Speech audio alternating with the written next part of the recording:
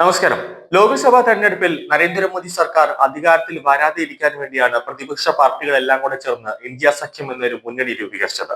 എന്നാൽ ഇപ്പോൾ അതെല്ലാം തകർന്ന് തരിപ്പണമാകുന്ന ഒരു അവസ്ഥയിലേക്കാണ് കാര്യങ്ങൾ എത്തിയത്. രാഹുൽ ഗാന്ധിയെ ഇന്ത്യ സഖ്യത്തിൽ നിന്നും പ്രതിപക്ഷ പാർട്ടികൾ അടിച്ചോട്ടിച്ചിരിക്കുകയാണ്. മോദിയുടെയും അമിത്ഷായുടെയും ചാണക്യ ബുദ്ധിയിൽ മമതയും ഒമർ അബ്ദുള്ളയും കൂടെ മോദി വംശങ്ങളെ രണ്ടുപേരും കൂടെ കൂട്ടുപിടിച്ച് ഇന്ത്യ സഖ്യത്തെ തകർത്ത് തരിപ്പണമാക്കി. ഒമർ അബ്ദുള്ള ഏതാനും മാസങ്ങൾക്കകം ബി.ജെ.പിയിൽ ചേരുമെന്നതിൽ സംശയമില്ല. കാരണം കാശ്മീരിലെ മുഴുവൻ അധികാരവും ഗവർണറുടെ കയ്യിലാണ്. ഒമർ അബ്ദുള്ളയ്ക്ക് ചെറിയ പദവികൾ, ചെറിയ അധികാരങ്ങൾ മാത്രമേ ഒമർ അബ്ദുള്ളയ്ക്കുള്ളൂ. ഇന്ത്യ സഖ്യത്തിന്റെ അജണ്ടയിൽ വ്യക്തതയില്ലാത്ത സാഹചര്യത്തിൽ സഖ്യം പിരിച്ചുവിടണമെന്നാണ് നല്ലതെന്ന് കാശ്മീർ മുഖ്യമന്ത്രി ഒമർ അബ്ദുള്ള പറഞ്ഞു. കഴിഞ്ഞ വർഷത്തെ പാർലമെന്ററി തെരഞ്ഞെടുപ്പിന് വേണ്ടി മാത്രം രൂപം നൽകിയതാണ് സഖ്യമെങ്കിൽ ഇനി അത് പിരിച്ചുവിടണം.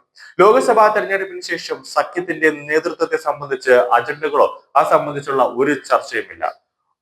കഴിഞ്ഞ ലോക്സഭാ തെരഞ്ഞെടുപ്പിൽ ഡൽഹിയിൽ ഒന്നിച്ച് മത്സരിച്ച കോൺഗ്രസും ആം ആദ്മി പാർട്ടിയും ഈ നിയമസഭാ തെരഞ്ഞെടുപ്പിൽ പരസ്പരം മത്സരിക്കുകയാണ്.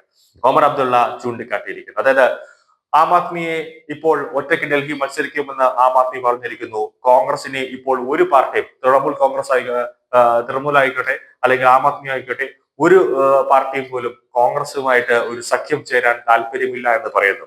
ഒമർ അബ്ദുള്ളയെ സംബന്ധിച്ചിടത്തോളം ഒമർ അബ്ദുള്ള അധികാരത്തിൽ വന്നതിന് ശേഷമാണ് കാശ്മീരിൽ തീവ്രവാദികൾ അതായത് ഒമർ അബ്ദുള്ള കാശ്മീർ മുഖ്യമന്ത്രിയായി വന്നതിന് ശേഷമാണ് കാശ്മീരിൽ തീവ്രവാദ ആക്രമണങ്ങൾ കൂടുതലായത്.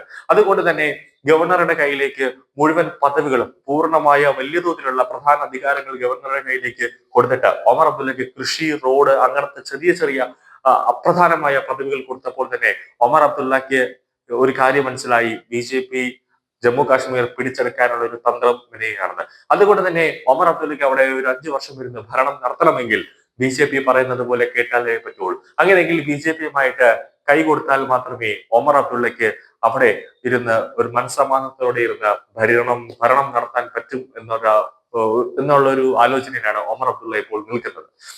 മമതാ ബാനർജിയുടെ കാര്യത്തിലേക്ക് വരുമ്പോൾ ബംഗാളിൽ മമതാ ബാനർജിക്കെതിരെ പ്രതിഷേധങ്ങൾ ഇപ്പോൾ അലയടിച്ചുകൊണ്ടിരിക്കുകയാണ്. കാരണം സ്ത്രീകൾക്ക് നേരെയുള്ള അതിക്രമങ്ങൾ വർദ്ധിച്ചുകൊണ്ടിരിക്കുന്ന സാഹചര്യത്തിൽ ഇനി തൃണമൂൽ കോൺഗ്രസിന് വോട്ട് ചെയ്യില്ല എന്ന് ജനങ്ങൾ ഒന്നടക്കം പറഞ്ഞിരിക്കുന്നു. കൂടാതെ ആനന്ദ് ബോസ് കർശനമായ മമതയ്ക്കെതിരെ വാളെടുത്തിരിക്കുന്നു. അതുകൊണ്ട് തന്നെ തൃണമൂൽ കോൺഗ്രസിനെ തകർത്തുകൊണ്ട് ബംഗാൾ ബി.ജെ.പി പിടിച്ചടക്കും എന്ന രീതിയിലേക്ക് എത്തിയപ്പോൾ തന്നെ മമതയ്ക്ക് അത് ഒരു കാരണവശാൽ ബി.ജെ.പി ബംഗാളിലേക്ക് പോയി കഴിഞ്ഞാൽ, അവിടെ പിടിച്ചെടുത്തു കഴിഞ്ഞാൽ തൃണമൂൽ കോൺഗ്രസ് മമതയെ പുറത്താക്കും. അങ്ങനെ വരാൻ പാടില്ല എന്ന ലക്ഷ്യത്തോടെയാണ് മമത ഇപ്പോൾ മോദിയുമായി കൈകൊടുക്കാൻ തീരുമാനിച്ചിരിക്കുന്നത്. എന്തായാലും രണ്ട് കാര്യങ്ങൾ ഉറപ്പാണ്. മമത മോദിയുമായി ബി.ജെ.പിയുമായി ഒരു സഖ്യം ചേർച്ച തൃണമൂൽ കോൺഗ്രസ് നേരെ ബി.ജെ.പിയിലേക്ക് വരും ഒരു കാര്യം ഉറപ്പാണ്. കൂടാതെ ഒമർ അബ്ദുള്ളയുടെ പാർട്ടിയും നാഷണൽ കോൺഫറൻസ് പാർട്ടിയും ബി.ജെ.പിയുമായിട്ടൊരു സഖ്യം ഉണ്ടാകുമെന്നത് ഉറപ്പാണ്.